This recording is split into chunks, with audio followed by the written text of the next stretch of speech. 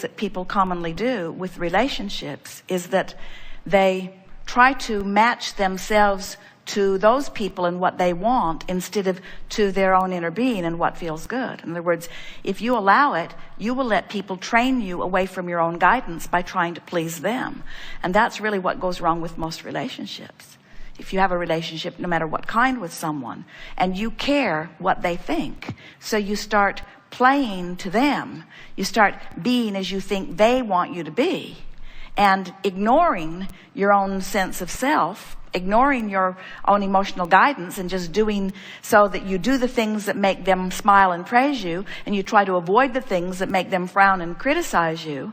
You train yourself so far from who you really are that then that's what all this stuff outside the vortex is that we were talking about, you see. Most everybody's trying to fix the relationships outside the vortex and can't be done. Have you ever had somebody who wanted something from you, and so you beat it? You found a way to become it. And then they wanted something just a little more or different, so you became that too.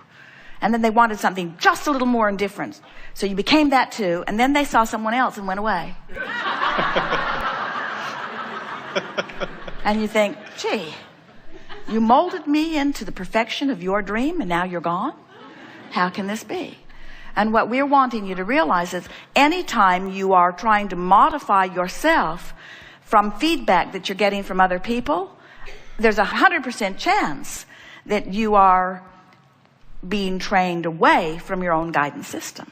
So let's say something happened and you're not getting back what you feel that you're giving out. So you're beginning to feel resentful and you're out of the vortex. So then think about what steps you go through when you're outside the vortex. Then you confront the other, and then you talk about it, and then you point out how good you've been, and then you point out how bad she's been, and then you remember other relationships, and then she remembers other relationships, and then you talk about your childhood, and then you talk about other relationships that you've seen, and then you talk about this book that you've read and this movie that you've seen, and then you remember that this same thing happened in that relationship and that relationship, and you've just got this big scrambled mess that just keeps you out of the vortex and keeps you activated and keeps activating within you what you don't want. So meanwhile, over here is your vortex spinning with the most incredible relationship ever manageable, spinning over here. But because you're so focused over here on all of these things that are happening and all of these things that are valid and all of these things that are real,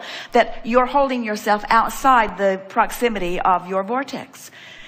All you'd have to do is just stop doing that. Just stop doing that. Just let it go. Stop doing that. In other words, every minute that you're mad, you're out of the vortex. Every minute that you're frustrated, you're out of the vortex. Every minute you're trying to get somebody else to understand what you mean, but they can't hear, you're out of the vortex. It's all wasted life, wasted words, wasted effort, wasted. Just get in the vortex. How could I get in the vortex with what's going on? Don't think about that, but it's important. Don't think about that, but it's important. Don't think about that, but it's important. Don't think about that, but it's important. All right, think about it and stay out of the vortex. You got to make being in the vortex matter. What's you said to us, I give love, but I'm not getting it back. Go in the vortex. There's love there. The love is in the vortex, you see. Thank you. And so what happens? A lot of people, they find it easier to love others than they do to love themselves. Almost everybody is that way. And we've been saying for a long time, if you will find someone to fixate on as your object of attention and just let the love pour through you, it'll take you right in the vortex. There are so many people who are easy to love.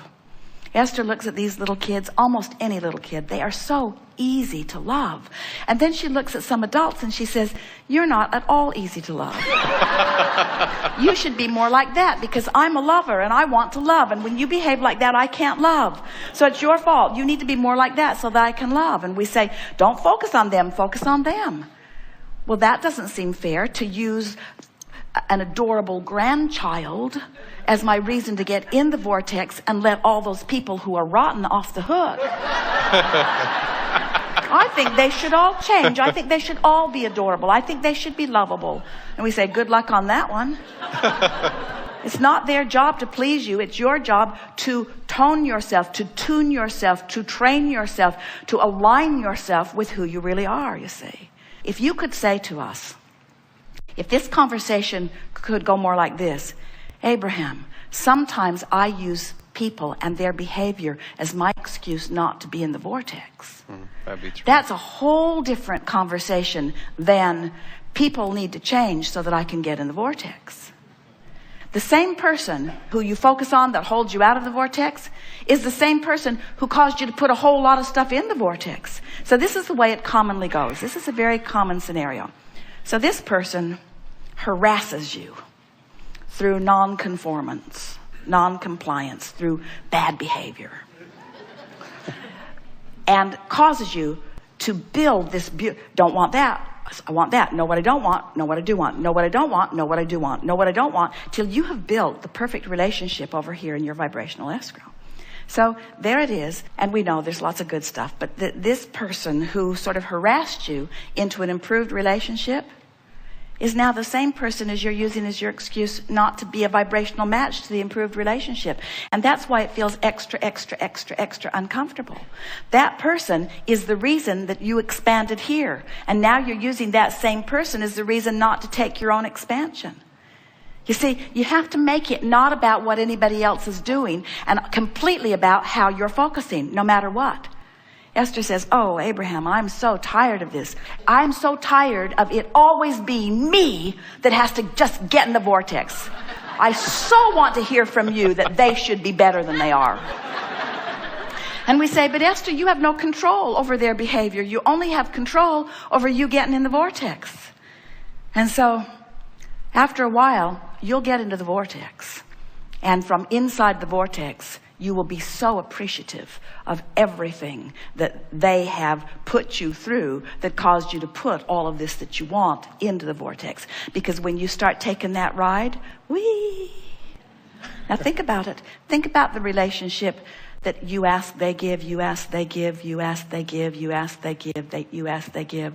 And pretty soon you say, oh, this relationship doesn't do it for me anymore. I think I need a relationship of more adventure. Then there's a relationship. You know what you don't want, so you know what you do want, and then you know what you don't want, and you know what you do want, and then you know what you don't want, and then you know what you do want. And then you release your resistance, and whoo, and you say, oh boy, is this a good relationship? For a minute. It's your relationship between you and you that you're talking about. And everything else is just a reflection of that back to you. Every person you know has the potential of being so horrible you want to kill them, or so wonderful that you want to be with them forever. And the part they are showing to you is the part that is active in you. And you can blame it on them if you want. Who knows where it got started? Most of you spend your life, you started it, no, you started it, no, you started it, no, you started it. It doesn't matter who started it. We're both right there, and we're both out of the vortex. Who's going to be the one to get back in, you see? When you're in alignment with who you really are, and another person's in alignment with who they really are, that law of attraction brings you together. In other words, when two people are in their vortex, and the vortex arranges the rendezvous, that's a good time to use the label of soulmate, because you're in alignment with that which is your soul, and the other's in alignment with that which is their soul. And under those conditions, the law of attraction must bring these cooperative components together. Yes. But then when you look at the reality of the world as it's manifested so far, and you acknowledge that there are other things that are already happening in terms of the relationship the other has with another person, now that attention to that detail cannot abide in the same vibration as that soulmate vibration. In other words, you just can't get there from there. Absolutely. We cannot pronounce to you that this soulmate connection that you have sometimes is the one for you to move to in terms of physical manifestation. We could not say to you that the bringing apart of that relationship and the bringing of the two of you together then is exactly the right thing to do. But we can say to you that as you stay in vibrational harmony with what's in your vortex, and through the clarity of your example, the other does too, that if you are vibrationally aligned with who you really are for a period of time, that the law of attraction will orchestrate circumstances and events to bring you together.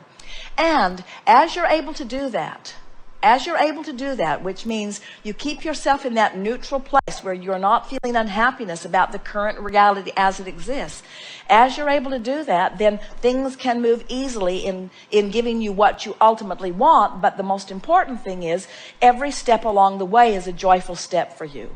You have no pain in the interim before the relationship develops.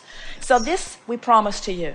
As you use this person as the example of what you're reaching for in your vortex, and hold yourself completely and purely in vibrational alignment with the love you feel for that person when you are in your vortex, and you are able to distract yourself when worrisome or troublesome or lonely or even angry thoughts come up as things are not moving along as quickly as you'd like them to, as you're able to go general, go general, go general, and stay in the vortex, in the vortex, in the vortex, either this relationship will morph into what you're asking for that you have certainly put into your vortex, or another one equal or greater will come to you. It is not possible for you not to receive the fullness of what you want.